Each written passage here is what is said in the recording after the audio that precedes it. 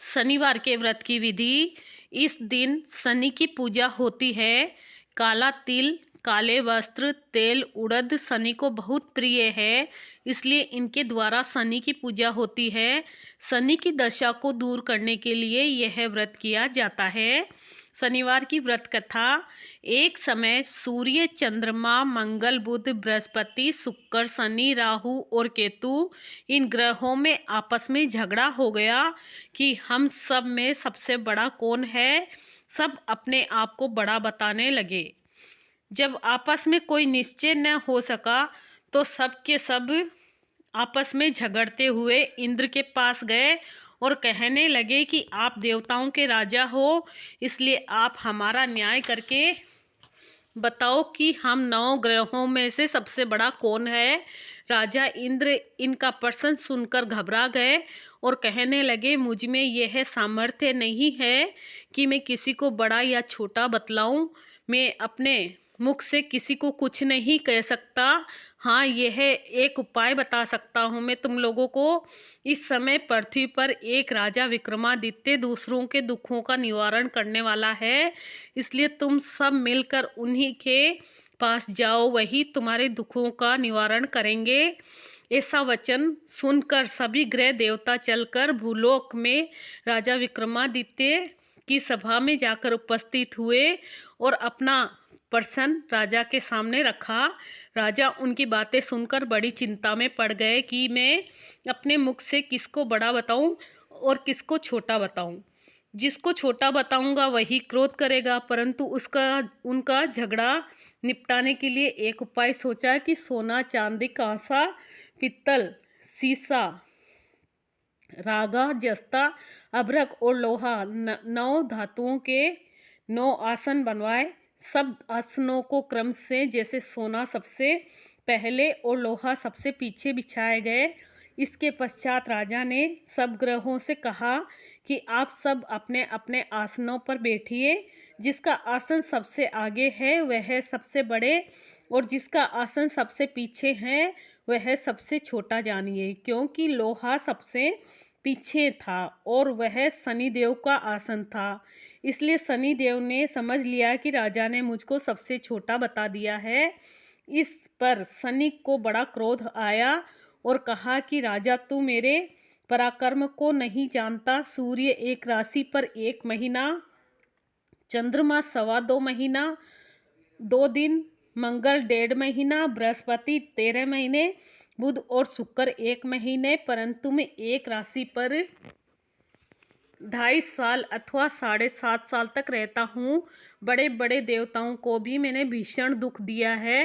राजन सुनो, राम जी को 7.5 आई वनवास हो गया और रावण पर आई तो राम और लक्ष्मण ने सेना लेकर लंका पर चढ़ाई कर दी। रावण ने कुल का नाश कर दिया। हे राजा, अब तुम सावधान रहना।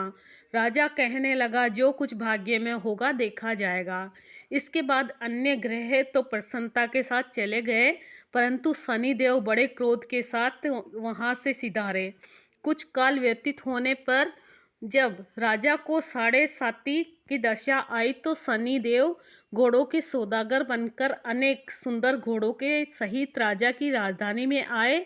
जब राजा ने सौदागर के आने की खबर सुनी तो अपने अश्वपाल को अच्छे अच्छे घोड़े खरीदने की आज्ञा दी।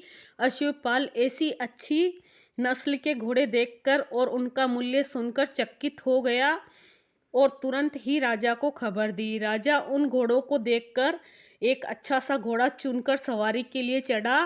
राजा के घोड़े की राजा के घोड़े की पीठ पर चढ़ते ही घोड़ा जोर से भागा।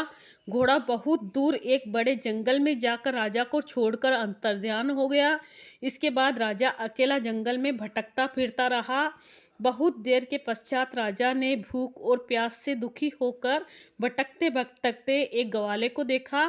ग्वाले ने राजा को प्यास से व्याकुल देखकर पानी पिलाया।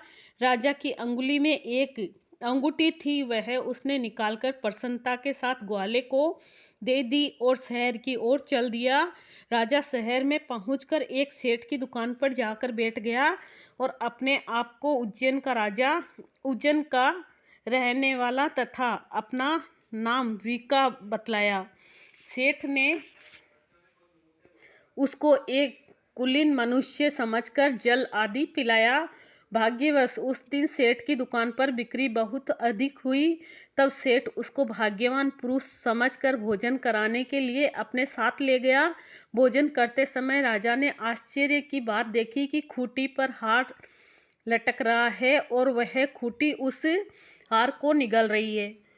भोजन के पश्चात कमरे में आने पर जब सेठ को कमरे में हार न मिला तो सबने यही निश्चय किया कि सिवाय वीका के और कोई इस कमरे में नहीं आया, अतः अवश्य ही उसी ने हार चोरी किया है। परंतु वीका ने हार लेने से मना कर दिया।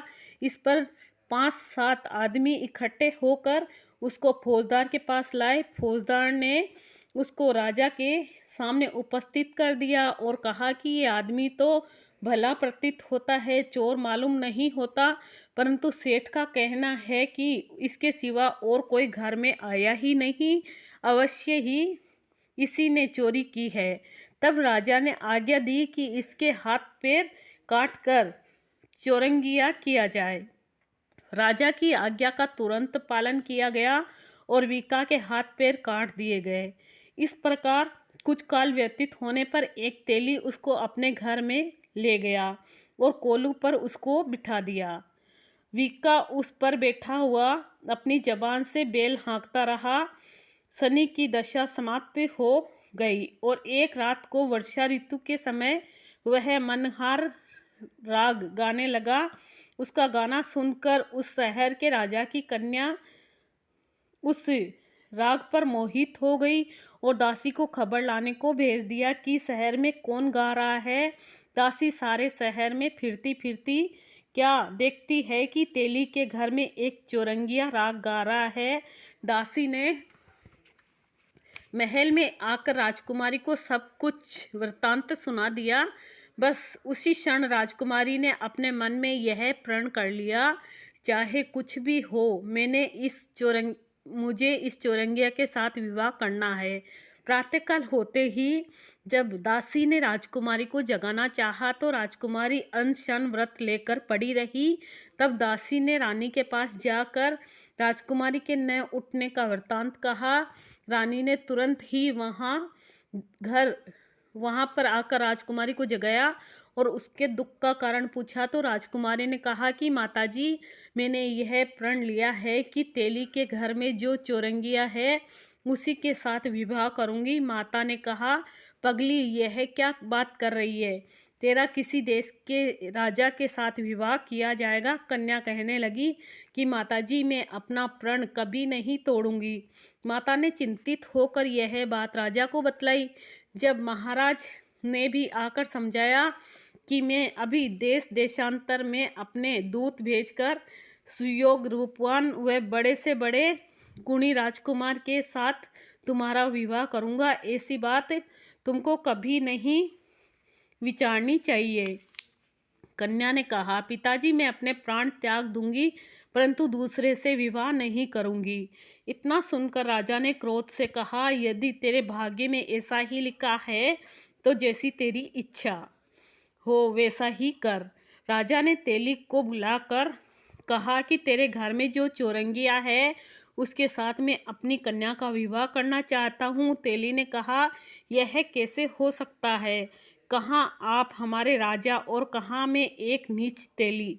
परंतु राजा ने कहा कि भाग्य लिखे को कोई नहीं टाल सकता, अपने घर जाकर विवाह की तैयारी करो। राजा ने उसी समय तोरण और बंदरवाल लगवाकर अपनी राजकुमारी का विवाह चौरंगिया विक्रमादित्य के साथ कर दिया। रात्रि को जब विक्रमादित्य और राजकुमारी महल में सोए हुए थे तो आधी रात के समय शनिदेव ने विक्रमादित्य को सपने में कहा कि राजा, कहो मुझको छोटा बतलाकर तुमने कितना दुख उठाया। राजा ने क्षमा मांगी। शनिदेव ने प्रसन्न होकर विक्रमादित्य को हाथ फेर दिए तथा तब राजा ने कहा, महाराज मेरी प्रार्थना स्वीकार करें कि जैसा दुख आपने मुझे सौंप दिया है वैसा किसी और को न दें। शनिदेव ने कहा कि तुम्हारी यह प्रार्थना स्वीकार है। जो मनुष्य मेरी कथा सुनेगा या कहेगा उसको मेरी दशा में कभी किसी प्रकार का कोई दुख नहीं होगा, और जो नित्य ही मेरा ध्यान करेगा या चींटियों को आटा डालेगा उसके सब मनोरथ पूर्ण होंगे। इतना कहकर शनि अपने धाम चले गए। राजकुमारी की आंख खुली और उसने राजा के हाथ पैर देखे तो आश्चर्य को प्राप्त हुई। उसको देखकर राजा ने अपना तमस्त हाल कहा कि मैं उज्जैन का राजा विक्रमादित्य हूँ। यह बात सुनकर राजकुमारी अत्यंत प्रसन्न हुई। प्रातःकाल राजकुमारी से उसकी सखियों ने पूछा तो उसने अपने पति का समस्त वृत्तांत कह सुनाया। तब सबने प्रसन्नता प्रकट की और कहा कि ईश्वर ने आपकी मनोकामना पूर्ण कर दी। जब उस सेठ ने यह बात सुनी तो वह विक्रमादित्य के पास आया और राजा विक्रमादित्य के पैरों में गिरकर क्षमा मांगने लगा कि आप पर मैंने चोरी का झूठा दोष लगाया, अतः आप मुझको जो चाहे दंड दे। राजा ने कहा, मुझ पर शनिदेव का कोप था, इसी कारण यह सब दुख मुझको प्राप्त हुआ है। इसमें तुम्हारा कोई दोष नहीं। तुम अपने घर जाकर अपना कार्य करो। सेठ बोला कि मुझे तभी शांति मिलेगी जब आप मेरे घर चलकर शांतिपूर्वक प्रीतिपूर्वक भोजन करेंगे। राजा ने कहा कि जैसी आपकी इच्छा हो वैसा ही करें। सेठ ने अपने घर आकर अनेक प्रकार के सुंदर भोजन बनवाए और राजा विक्रमादित्य को प्रतिभोज दिया। जिस समय भोजन कर रहे थे विक्रमादित्य, एक अत्यंत आश्चर्य की बात सबको दिखाई दी कि जो खूंटी पहले हार निगल रही थी वही अब हार उगल रही है। जब भोजन समाप्त हो गया तो सेठ ने हाथ जोड़कर बहुत सी मोहरें राजा को भेंट की और कहा कि मेरे श्री कंवरी नामक एक कन्या है, उसका परिग्रहण आप करें। इसके बाद सेठ ने अपनी कन्या का विवाह राजा के साथ कर दिया और बहुत सा दान दहेज आदि दिया। इस प्रकार कुछ दिनों तक वहाँ निवास करने के पश्चात विक्रमादित्य ने शहर के राजा से कहा कि अब मेरी उज्जैन जाने की इच्छा है। फिर कुछ दिन के बाद विदा लेकर राजकुमारी मनभावनी सेठ को कन्या श्री कंवरी तथा अनेक दास दासियों, रथ और पालकियों सहित विक्रमादित्य उज्जैन की तरफ चले। जब शहर के निकट पहुँचे और पूर्ववासियों ने राजा के आने का समाचार सुना तो समस्त उज्जैन की प्रजा आगवानी के लिए आई। तब बड़ी प्रसन्नता से राजा अपने महल में पधारे। सारे शहर में बड़ा भारी महोत्सव मनाया गया और रात्रि को दीपमाला की गई। दूसरे दिन राजा ने शहर में ये सूचना कराई कि शनि देवता सब ग्रहों में सर्वोपरि है। मैंने इनको छोटा बतलाया, इसी के कारण मुझको ये दुख प्राप्त हुआ। इस कारण सारे शहर में सदा शनिदेव की पूजा और कथा होने लगी। राजा और प्रजा अनेक प्रकार के सुख भोगती रही। जो कोई शनिदेव की इस कथा को पढ़ता है, सुनता है एवं शनिदेव की कृपा से उसके सब दुख दूर हो जाते हैं। शनिवार की व्रत की कथा व्रत के दिन अवश्य पढ़ना चाहिए। ओम शांति, ओम शांति, ओम शांति। शनिवार के व्रत की कथा सुनाई है मैंने। जय श्री कृष्ण।